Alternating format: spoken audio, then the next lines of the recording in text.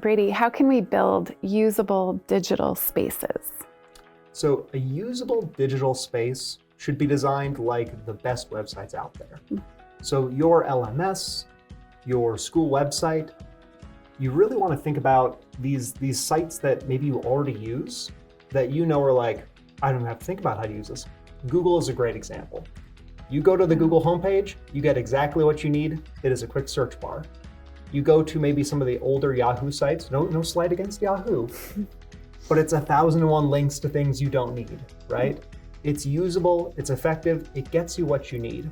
I think there's 3 really good rules out there that can help us think about building usable digital spaces, whether it's an LMS, a school website, even something like a Wakelet board just to store materials. And those 3 are don't make me think, which is kind of our first rule about digital spaces. And that means using obvious titles for stuff.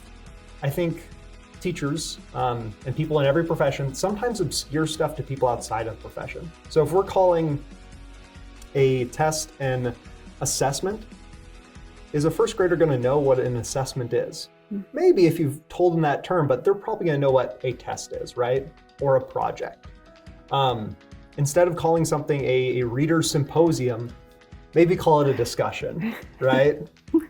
Additionally, another rule is users like mindless choices. So there's a lot of kind of rules out there about web design where it's you should only have things be 3 clicks away or a certain number of clicks here or there.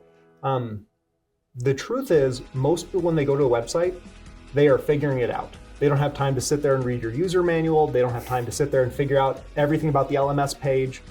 They're just trying to get there as fast as they can.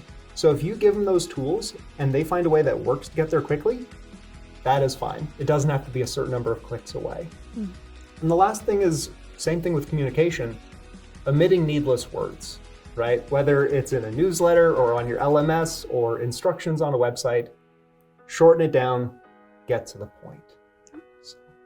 And that sometimes making things shorter it's more challenging. Yeah. We think it sounds like it could be easier, but it can require some deeper analysis and